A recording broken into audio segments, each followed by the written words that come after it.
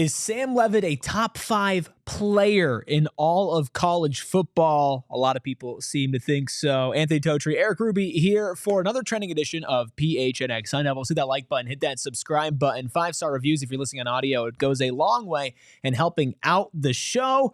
Speaking of coming a long way, I think it's like the second time in a row I've used that transition, but it's worth it because Sam Leavitt, from redshirt freshman, transfer from Michigan State to stud for Arizona State this past season, now going into next season, likely to be, or projected to be by some, the first quarterback off the board in the 2026 NFL Draft. On3 released their top 100 players in college football for this upcoming season. Sam Leavitt falls at number 5, Totri, the first quarterback on the list, the first Big 12 player on the list.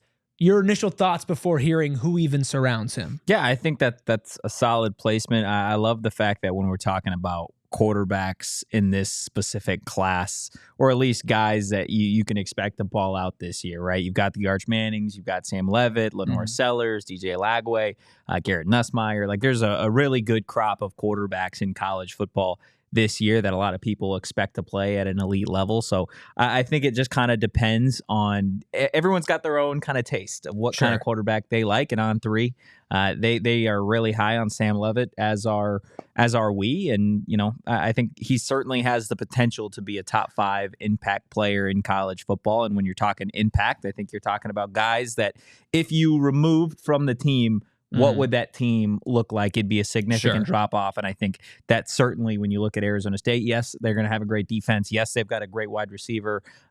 We love the coaching staff. But if you remove Sam Leavitt from this team, what would the Sun Devils be? So I understand that ranking for him. 100%. Here are the 4 that are above Sam Leavitt. Jeremiah Smith out of Ohio State at number 1. Dylan Stewart out of South Carolina, 2. Caleb Downs, also Ohio State, 3. And then Colin Simmons, 4, coming out of Texas.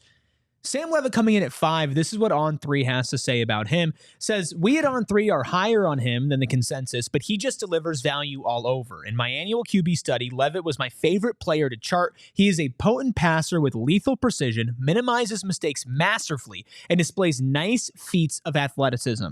Charles Powers comped him Bo Nix Plus recently, which might sound like a slight, but Nix did end up figuring it out and becoming a first rounder. But I think he might have the potential to reach another echelon with his arm talent. Speaking of, his 59.7% depth-adjusted accuracy would have only trailed Cam Ward's clip in last year's QB study. Out of that excerpt from On3, what stood out to you the most? I think the Bo Nix comp.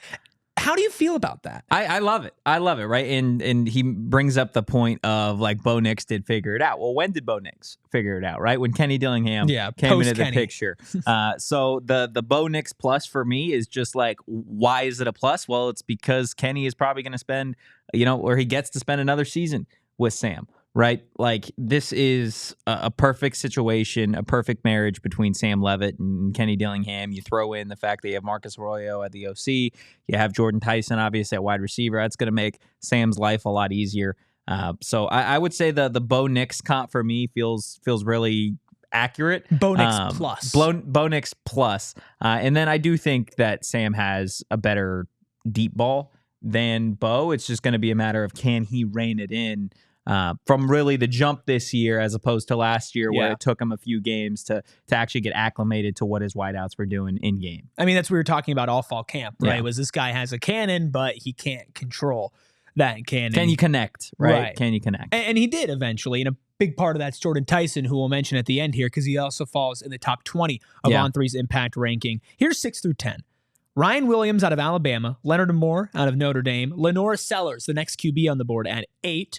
Anthony Hill Jr. out of Texas at 9, and then Arch Manning at 10. What separates Sam Leavitt from Lenore Sellers and Arch Manning, the 2 other quarterbacks of the top 10? Ooh, that's a good question. Because I think you might have already mentioned it. I think when we're talking about, like, that stable of quarterbacks that you have, right? I think as it relates to Arch, it's okay. We haven't really seen you for a full year before. We know Texas is going to be amazing, right? How many and we other know Texas that you have players? the tools. Yeah, there are 3 Texas players. Exactly. On And this 2 top of which, 10. right, you've got what? You've got Colin Simmons, who is going to He's be a true sophomore, right? He's going to be a true sophomore. So stupid. Last year, one of the best defensive. I think he won best defensive freshman in the country. When he's draft eligible, he's a surefire top 5 pick at the linebacker position. Who's the other Texas Anthony player? Hill Jr., their linebacker. Another great linebacker that when he comes out, maybe next year, I believe he's going to be a top 10 pick. Right? Everybody on that list, just about, especially in the top 4. They're first round picks when they're Jeremiah eligible. Smith, Dylan Stewart, Caleb Downs, Colin Simmons, Ryan Williams, Leonard Moore, Lenore Sell. The moment they're eligible, right into the first the round. moment they're eligible, and some not eligible next year, right? When they are eligible, they will be surefire top 10 picks. So I think what separates Sam from those other guys is Sam's done it. We saw Sam play in the college football playoff. We didn't see Arch start that game for Texas, right? It was Quinn Ewers' team. Lenore Sellers, they had a really, really good year at South Carolina. What did they do? No SEC championship game, no college football playoff, right? So the experience that Sam has immediately makes him a more impactful player than those two guys, simply because he's had to play in a championship game. He's had to play in those big-time college football playoff games. Now, did he win that game against Texas? No, he obviously had that interception at the very end to end the game. But this is a guy that's been to the mountaintop. He's seen what it's going to take to really get over that hump. So I feel like the experience is what puts Sam over the top. I think for me. on the field, you mentioned the deep ball. Yeah. With Arch and with Lenoris, I would not say that's one of their like staples. Yeah. Right. Not saying they can't have that in their game or they can't develop that, but I do think Sam is just more naturally as far as throwing the ball deep, ready for that and reining it in. Of course, like you said, he has to do it all season. A couple more quarterbacks in the top 15. DJ Lagway, who I think has a very similar deep ball, very similar arm strength. Cannon of an arm. Out at Florida, he's at 12. And then Garrett Nussmeier at 14. I know you and I are not as high on Nussmeier, but still coming in at 14. The next Big 12 player is at 16, Spencer Fano, Utah, offensive tackle. But it's not too long until you get to the third Big 12 player. And that's Jordan Tyson, wide receiver, coming in at 19. Having a top 5 and a top 20 player, well, it might not be on the same levels as a Texas who has 3 in the top 10 and even more after that, or even a South Carolina who has 2 players in the top 10, one on each side of the ball. Those two connecting, I think, is what's so important. I don't think that there's another quarterback wide receiver duo, and let me check real quick here, in the top 20 besides Sam Leavitt and Jordan Tyson. Yeah. Jordan is what, the third wide receiver behind Jeremiah and Ryan Williams? Right? Jeremiah Smith, Ryan Williams, lots of corners, edges. Let me just make sure. I'm like 99% sure. Yeah. Oh, he is the third wide receiver, which is what something we've talked about all offseason already, right? Yeah. Jordan Tyson steps into this college football season as probably the number 3 wide receiver. Yeah. You've got a guy in Ryan Williams at number 2 over at Bama. I'm interested to see what he does with that quarterback situation over there. He's a really talented player. He was obviously a freshman last season, did ridiculous things. If you don't believe me, go watch that Georgia game. It was a lot of fun. And then Jeremiah Smith, right? We're talking about a guy, the moment he's eligible, he will be the surefire number 1 overall pick. He will enter the NFL as a top 15 wide receiver in the league. He is that talented. So for Jordan Tyson to be the third wide receiver, a top 20 impact player on this team, or a top 20 impact player in the country heading into this year, like it again just speaks to what these guys have built at Arizona State, right? Because let's think about it. How do you think Colorado feels after letting Jordan Tyson go after a destroyed knee, right? How do you think Michigan State fans feel seeing what Sam Leavitt is capable of and where he is projected to be in just a couple years' time? And it's usually been the other way around with Arizona State in the last couple of years. Oh, somebody goes on and they have success. No, like now we are the place. But that's just a testament to these two players, right? Absolutely. A guy dealing with injury, a guy who was, not the starting quarterback at a bad Michigan State, and then to transfer to Arizona State for Jordan Tyson to rehab his knee, to get right.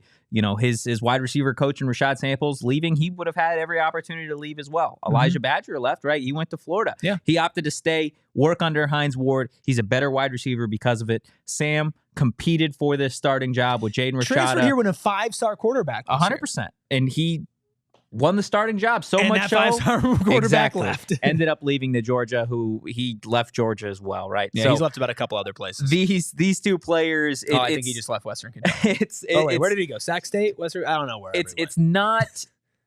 these guys just jumped into situations, and I don't want to take anything away from the other guys on this list, right? Because there are some really talented players that I know have had to work really hard. But when we're talking about some of the top 10 players here, right, we're talking about guys that came in as 5 stars. At a blue blood program. They haven't transferred. Exactly. Yeah. Right? That they have been dominant their whole life. And that's again, speaks to their talent. But what Sam and Jordan have had to work through to get to this point, again, makes you want to root for them more. And I think because it hasn't necessarily been given to them at this level, it's why they're impact players, right? It's when there's a minute left, you need points. I got Sam Leavitt and Jordan Tyson. I believe that they're going to get the job done. Why? Because they've had to work through harder stuff to get there. Just for context, a lot of people talking about Cade Klubnik as far as quarterbacks people go. Love Cade Klubnik. He's all the way down at 33 for On3's ranking. I think Drew Aller is there before him. Carson Beck is there before him. Which I don't really agree with the Carson Beck side of things. The next wide receiver you see after Jordan Tyson is Auburn's Cam Coleman. I don't see in between that because Cam Coleman is he's at 36. Okay. I don't think I saw another Big 12 player. Oh, wait, no. Cincinnati's interior defensive lineman, Dante Corleone. He's a big dude. He's the only other Big 12 player. Dante Corleone is a big dude with a great name. Dante Corleone is a great name. And I do think that this plays in the conversation that we had on PHNX Sun Devils last week on one of our full live shows, which was Sam Leavitt and Jordan Tyson being the best quarterback wide receiver duo. So where do you feel like it would be fair for Sam Leavitt to end up? Is 5 too high, too low, just right? What about Jordan Tyson? 19 disrespectful or right on the nose? And how potent of a duo will those two be? Drop your comments down below. Subscribe to PHNX Sports for more podcasts like this or full 1 hour long live shows 5 days a week, Monday through Friday at 1 o'clock Arizona time, plus so much more right here on PHNX Sports beyond just Arizona State coverage. If you're listening on audio, 5-star reviews are always appreciated. We'll be back with more trendings, more tales of the tape, more live shows, complete comprehensive Arizona State coverage right here on PHNX Sports. So don't go anywhere.